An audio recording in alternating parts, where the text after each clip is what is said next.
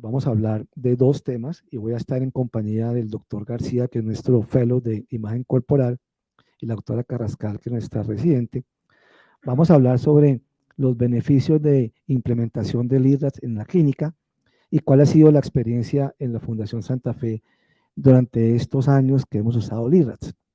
Aquí me salgo y tal vez me quito un poquito la camiseta de un miembro del equipo de abdomen que lidera el doctor Aguirre y voy a hacer una visión desde el punto de vista hoy en la circunstancia de intentar liderar el departamento y buscar los mejores beneficios para nuestros pacientes. Yo creo que hay diferentes modelos de atención. Este es el modelo, yo creo, de la fundación, pero yo creo que es el modelo que quisiéramos todos tener en nuestros hospitales y servicios. Un modelo que haga intervenciones basadas en la mejor evidencia médica. Somos médicos y buscamos la mejor evidencia médica para que nuestros pacientes se beneficien de ellos. Hacemos una búsqueda sistemática de la homogeneidad. Estandarizamos para ser lo más homogéneos posibles para intentar tener los desenlaces clínicos más predecibles. Hacemos una gestión basada en métricas, en mejoramiento continuo, nos medimos para saber en dónde podemos mejorar. Y acá hay un punto también muy importante que nos intentamos referenciar con los mejores estándares que existan para alcanzar en lo posible esos estándares y poderlos ofrecer a nuestros pacientes. Todo esto nos lleva a que gestionemos el valor, que es lo que realmente queremos a través de nuestra práctica médica, y queremos algo muy importante y son los mejores desenlaces clínicos. Obviamente, tener la posibilidad de que nuestros pacientes tengan la mejor atención, la menor morbilidad y ojalá impedir la mortalidad de nuestros pacientes. Y algo que siempre estamos pensando, estamos centrados en pacientes y familias. No son detrás de cada persona que viene acá al servicio, hay detrás una familia y un equipo que está buscando ser atendidos de la mejor forma. Cuando vemos esos, digamos, esas partes del modelo, hay unas palabras que son bien importantes y es evidencia médica, homogeneidad, métricas para tener mejoramiento y desenlaces clínicos. Y eso es una preocupación a nivel mundial y en el mundo radiológico, pues probablemente el Colegio Americano de Radiología es uno de los equipos que ha liderado buscar esos diferentes conceptos. Y desde el año 93, tal vez el Colegio Americano de Radiología comenzó con sus primeros situaciones para tener algunas prácticas más estandarizadas. Ustedes saben que tengo un gran vínculo con la imagen mamaria y en el año 93 comenzó el primer BIRAT y era intentar estandarizar léxico, estandarizar conclusiones para llegar a hacer un manejo más homogéneo.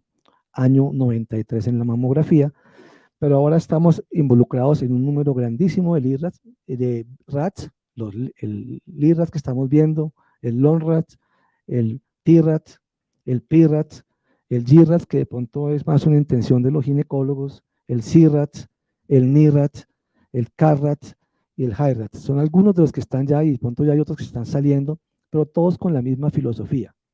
¿Cómo hacemos un trabajo más estandarizado? ¿Cómo somos más homogéneos? ¿Cómo creamos métricas para el mejoramiento? Y cómo buscamos para nuestros pacientes los mejores desenlaces clínicos. Cuando ustedes miran LIRATS, tiene estas 4 grandes intenciones que ya la doctora Cherniak nos expresó. Primero, aplicar una terminología coherente con lo que es la evidencia médica, reducir la variabilidad y los errores de interpretación en imágenes, mejorar la comunicación con los médicos remitentes y facilitar el aseguramiento de la calidad y la investigación. Los 3 que he señalado los voy a mencionar y es porque hacemos un esfuerzo grande para implementar todas estas modalidades que son estandarizadas. Reducir la variabilidad, mejorar la comunicación y un aseguramiento de la calidad. Que más que un deseo, creo que debería ser una obligación de todos los que estamos ejerciendo hoy las imágenes, y más aún los que tenemos responsabilidades en el medio académico. Deberíamos estar pensando siempre en eso. Cuando uno dice de reducción de la variabilidad en LIRAT, es poder tener una técnica más o menos estandarizada, pensar que un examen de un paciente que tiene con sospecha o alto riesgo de hepatocarcinoma sea lo más parecido en Quito que en Bogotá o que en Cali, sea lo más estándar posible, que los hallazgos que interpretamos usemos probablemente un léxico uniforme y que todos entendamos lo mismo y tener por lo menos una forma o una estrategia o un algoritmo para poderlo interpretar.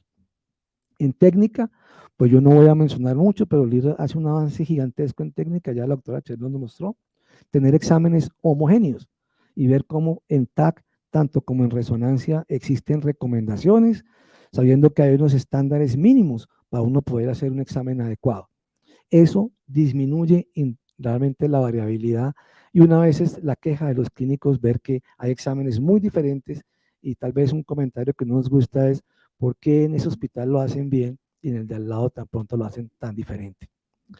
Algo que ya vimos con el doctor Tank es intentar tener léxico homogéneo, que lo que entendamos todo por realce, por lavado, por cápsula, las medidas como las tomemos y el seguimiento, el crecimiento sea algo estandarizado.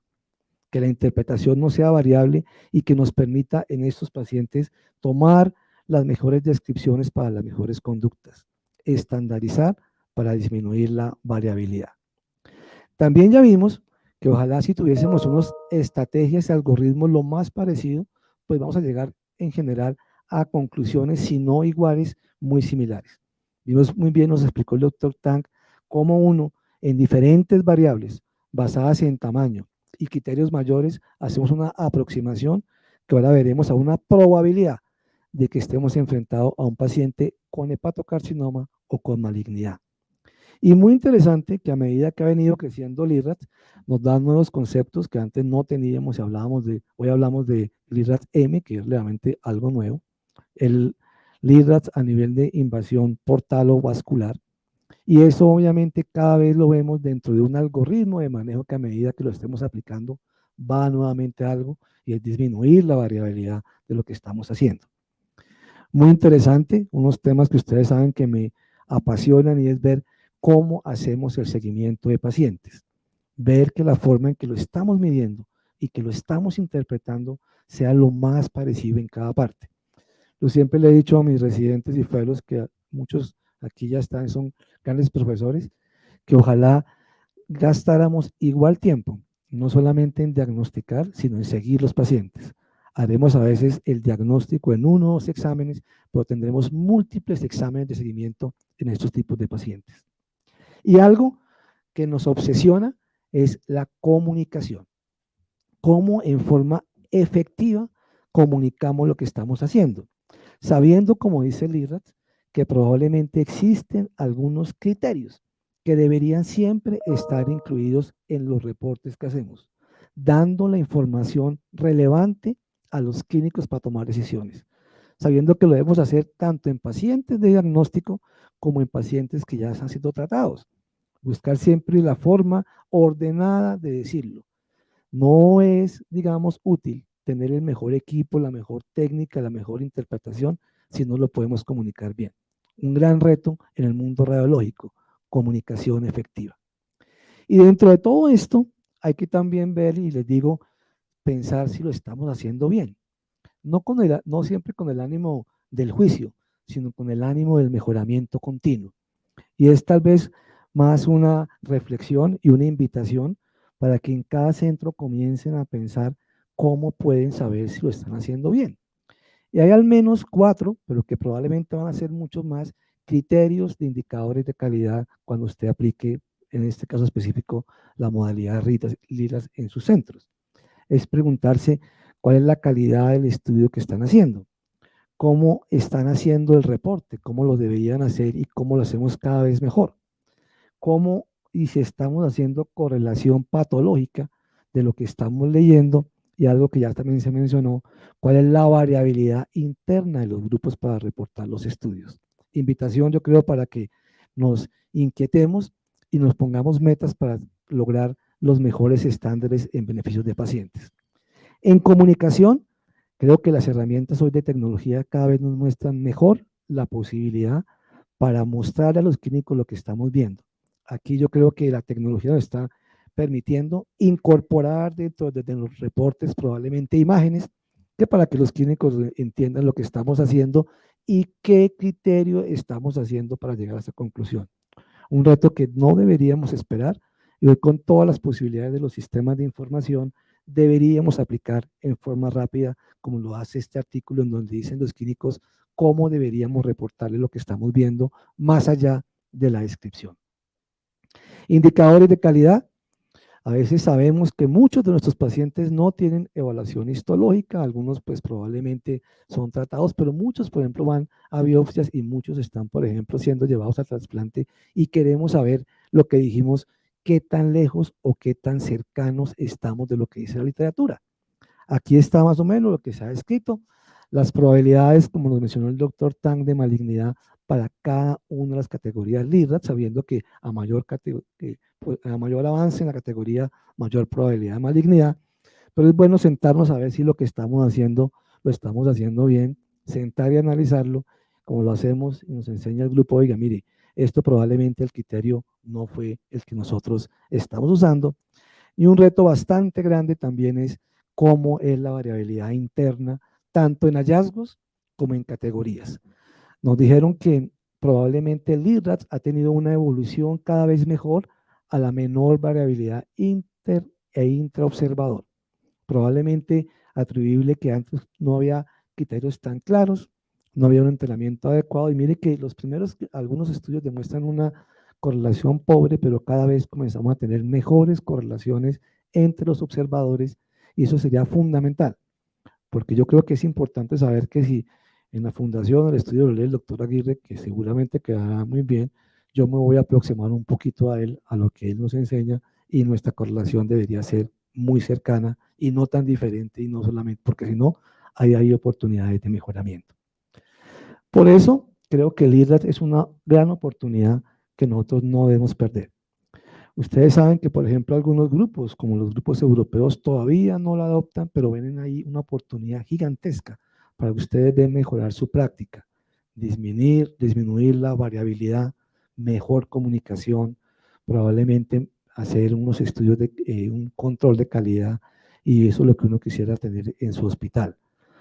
Esto es un camino en evolución. Ustedes saben, mire, vuelvo al ejemplo de mamografía, año 93 y hoy casi en 2013 la última edición y hoy los que hacen mamografía todavía tenemos muchos interrogantes. No es un método perfecto, pero claramente ya es un método en evolución. Muchas de las preguntas que hoy tenemos y que hemos hecho probablemente vendrán en nuevas versiones, pero tendrá una oportunidad gigantesca para que nosotros veamos en LIRADS muchas cosas. Y yo tal vez para concluir les diría que utilizar LIRADS en sus centros es ante todo una oportunidad de gestión de mejoramiento.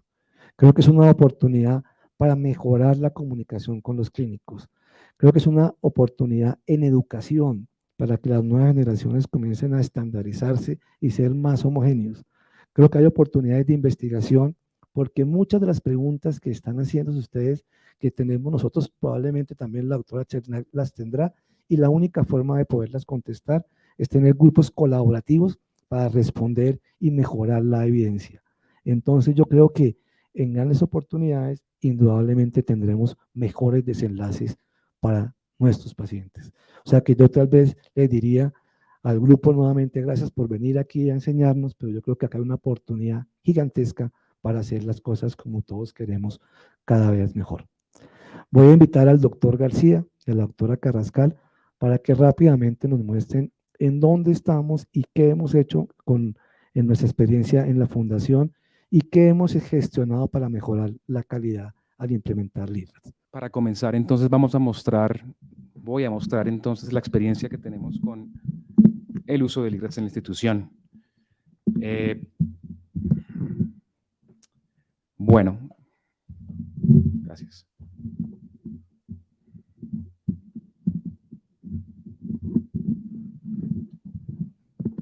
Listo.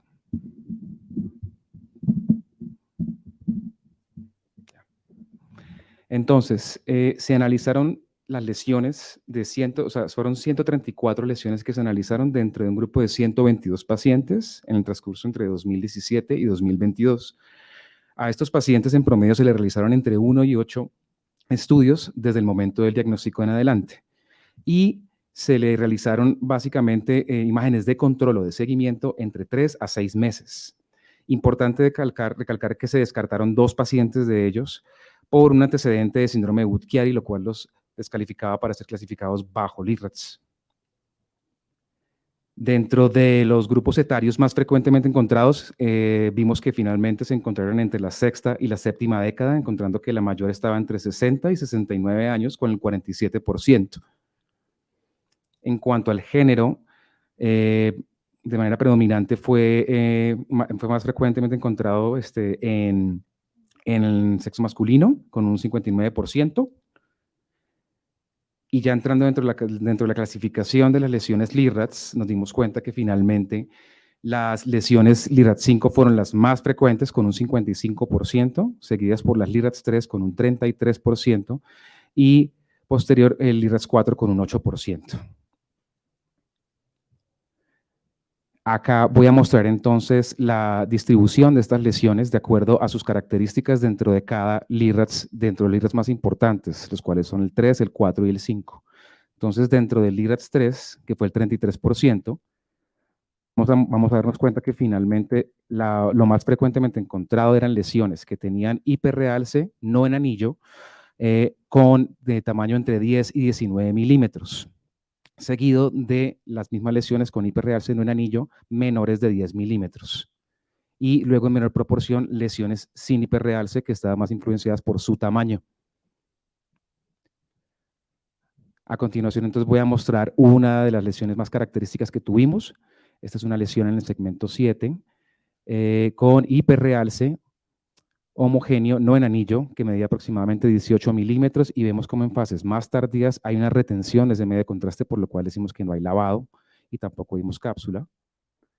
Y en esta imagen, simplemente para demostrar que es una secuencia potenciante 2, en donde no vemos alteración en la señal. De igual manera, en una imagen potenciante 1, en donde tampoco vemos intensidad de la señal para describir o poder visualizar esa lesión. Así como también en las imágenes en difusión y ADC, por lo cual esta lesión estaba clasificada como un LIRADS 3.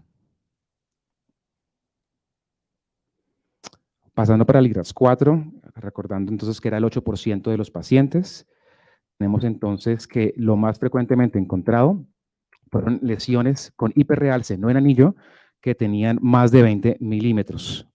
Luego tuvimos una pequeña muestrica de un paciente nomás que tenía hiperrealce no en anillo con realce en cápsula y una lesión de menor de 10 milímetros que tenía que tenía lavado. Y por último, una única lesión sin realce y con presencia de cápsula. Dos lesiones.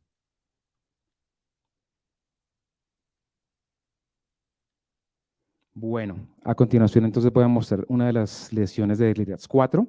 Es una lesión entonces que estamos viendo hacia el segmento 4A con un hiperrealce no en anillo.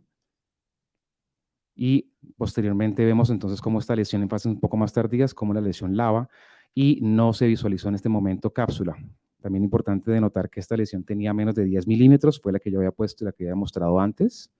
Esta lesión también pongo acá las imágenes T1 y T2, la de T1 está arriba, mostrando cómo es una lesión con señal intermedia en T1 y de baja señal en T2. Y esta misma lesión no demostró restricción a la difusión, tampoco representación en la ADC, por lo cual lo dejamos como una lesión LIRADS 4. En cuanto a la lesión LIRADS 5, las lesiones LIRADS 5, entonces, como ya había dicho, son las lesiones más frecuentemente encontradas, con un 55%, y dentro de las características más frecuentes de las LIRADS 5, vimos que eran lesiones que tenían hiperrealce, no en anillo, con tamaño mayor de 20 milímetros y que tenían por lo menos uno de dos criterios, realce en cápsula o lavado. Y lo más frecuentemente encontrado fue que se encontraron estas tres características: lesiones en hiperrealce, mayores de 20 milímetros con lavado y con cápsula. Seguido, en lo menos frecuente, pues encontramos entonces dos lesiones con tamaño entre 10 y 19 milímetros que tenían lavado, por lo cual se catalogaron como LIRADS 5.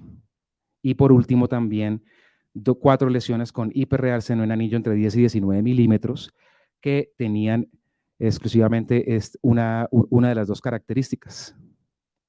Perdón, que tenía realce y que tenía lavado, por lo cual estaba en este grupo. Y a continuación, entonces, vamos a mostrar la imagen, la lesión más característica que tuvimos. En este caso es una lesión con hiperrealce no en anillo de carácter muy homogéneo hacia el segmento 2, que presenta un lavado y claramente cápsula en secuencias más tardías. Ya con esto es suficiente para poder catalogar esta lesión como LIRAD5. Sin embargo, también quería mostrar cómo esta lesión también presentó otro hallazgo importante en este tipo de lesiones que son sospechosas de malignidad, que es la señal intermedia en secuencias potenciadas en T2. De igual manera, abajo vemos como en T1 la lesión es hipointensa y también otro de los signos auxiliares que pues, no era necesario en este caso, pero también importante demostrar que tenía restricción a la difusión y representación en la ADC.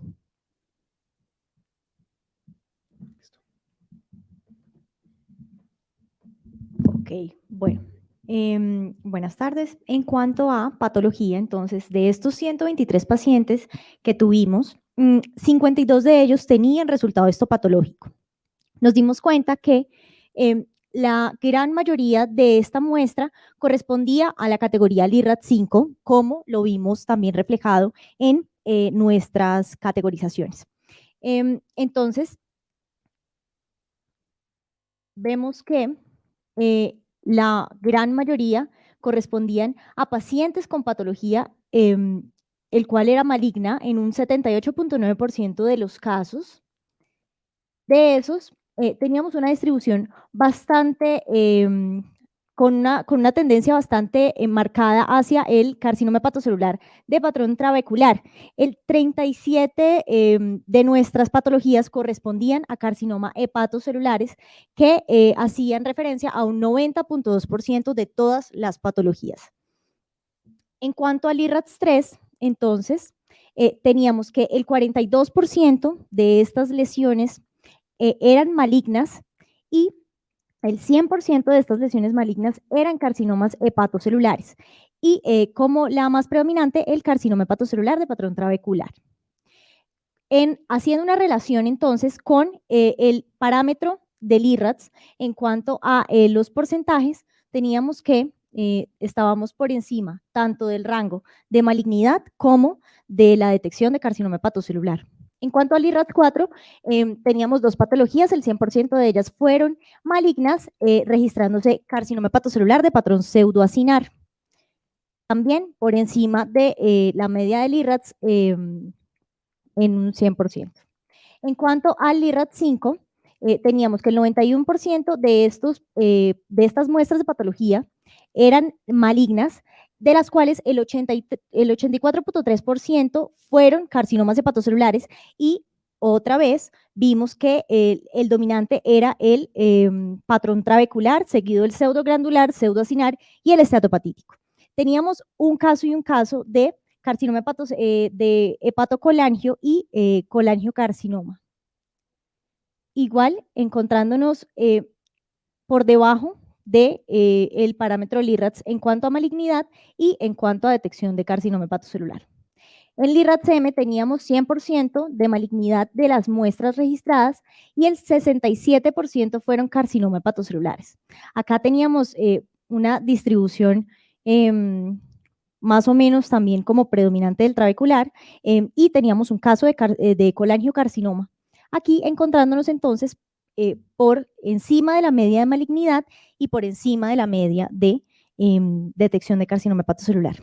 Esta pues una tabla como de resumen más o menos de nuestros parámetros y los detectados por LIRADS. Y bueno, a manera de conclusión entonces queremos dejarles que las métricas en la implementación de este sistema LIRADS sí nos han permitido conocer adecuadamente cómo han sido los resultados en cuanto a los estándares publicados de nuestra institución, pero hemos identificado múltiples oportunidades de mejora en cuanto a la concordancia tanto intra como interobservador y el uso de reportes contextualizados y reportes estructurados en materia de LIRADS. Entonces, les agradecemos mucho y nos complace mucho poder compartir nuestra experiencia con ustedes.